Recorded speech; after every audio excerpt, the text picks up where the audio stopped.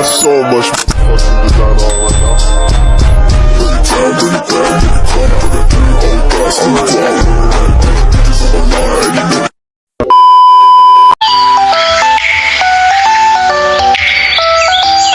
Uy, ang ganda ng panahon ngayon. Maglalaro nga ako sa labas.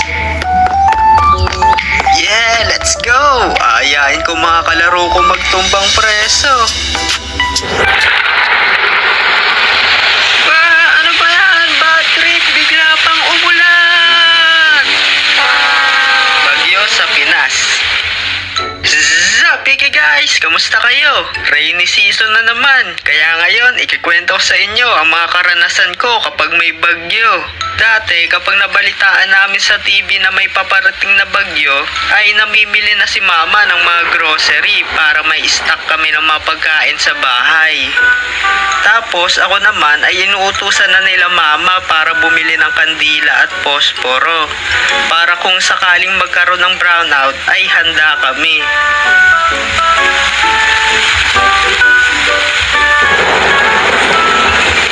Anak, matulog ka na. May pasok ka pa bukas. Mama, may bagyo, diba? Wala pong pasok yan. Nako, di masigurado yan. Kaya matulog ka na. Wala pa namang announcement eh. Ay, okay.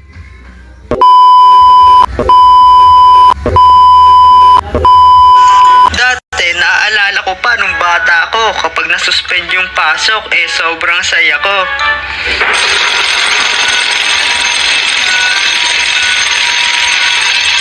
Ano ba yan? Pasok nga naman.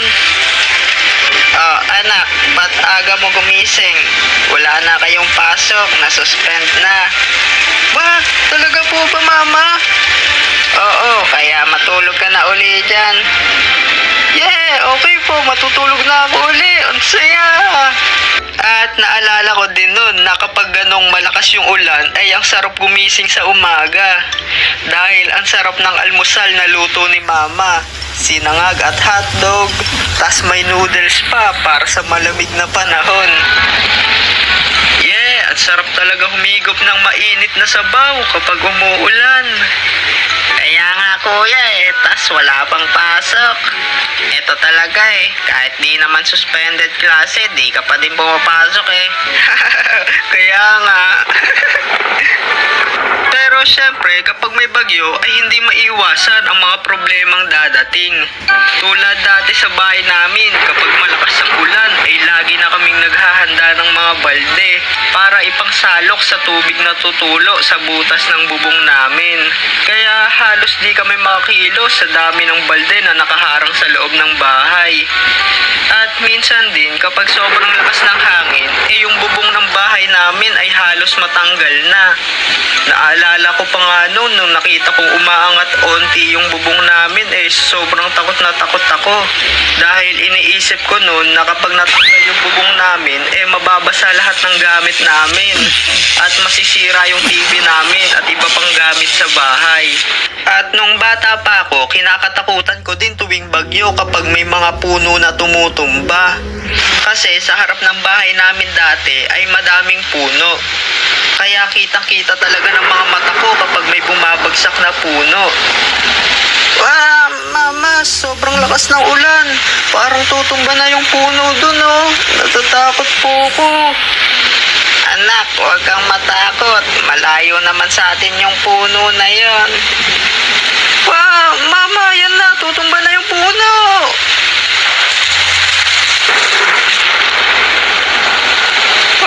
Mama, natatakot ako. Baka tumumba din tong mga puno sa harap ng bahay natin.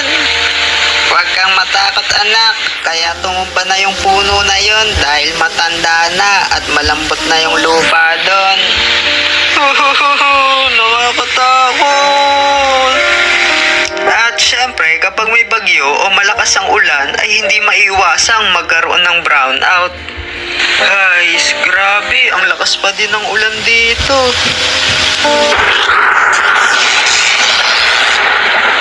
Ano ba yan? Nag-brownout pa. Kunin mo nga yung kandila doon kay Nine. Okay po, saglit lang. Daming ganap. Bigat ng pila.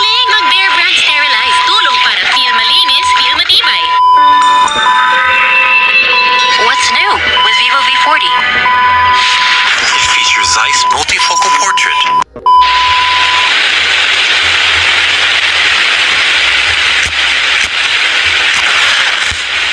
Yun, sa wakas, maliwanag na dito sa bahay kahit papano. Oh, mag-iingat kayo sa kandila baka matumba nyo yan. Opo, mama, papa, mag-iingat po kami dyan. Ay, sana naman tumigil na ang bagyo. At kapag medyo humihina ng ulan, ay lumalabas kami ng bahay para pumunta sa mga lugar na may baha kasama ng mga kaibigan ko.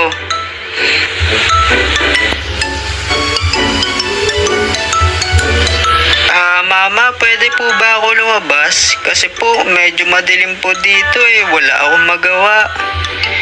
Sige, basta wag ka lalayo Diyan ka lang sa may malapit.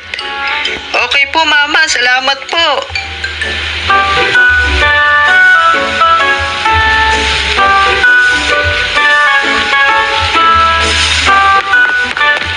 Hoy, mga pre, andyan pala kayo. Pre, tara, akyat ka dito. Ang saya dito. Kaya nga, para kang umakyat sa malaking puno, pero mababa lang. Sige, akyat din ako dyan. Mga pre, alam nyo ba na nakita ko kaya tumumba tong puno na to? Talaga ba? Oo nga, dahan-dahan pa nga siya bumagsak di natakot ka nung nakita mong tumumba? Hindi ba't naman ako matatakot? Mga pre, may naisip ako. Bakit? Ano yung naisip mo? Tara mga pre, pumunta tayo dun sa may baha. Ano naman gagawin natin dun? Wala lang, titignan lang natin yung mga nagbabangka dun. Okay, sige, tara. Wala din tayo magawa dito Okay, tara na sa baha.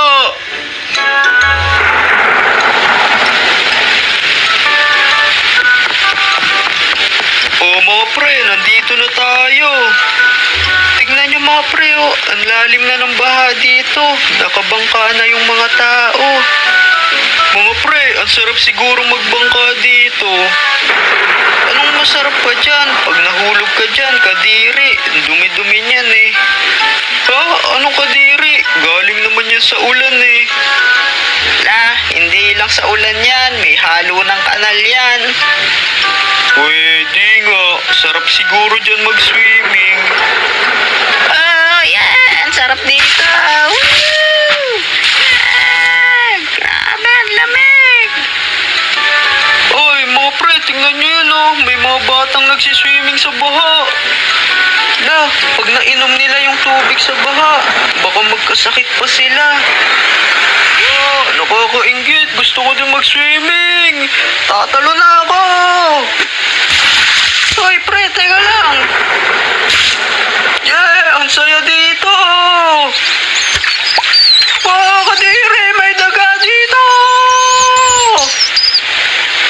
Naku, ayaw kasi makinig mga bata, wag nyo gagayahin si One Huwag kayong magsiswimming sa baha para di kayo magkasakit. Ngayong rainy season ay magdoble ingat tayong lahat. Kayo, anong bagyo experience nyo?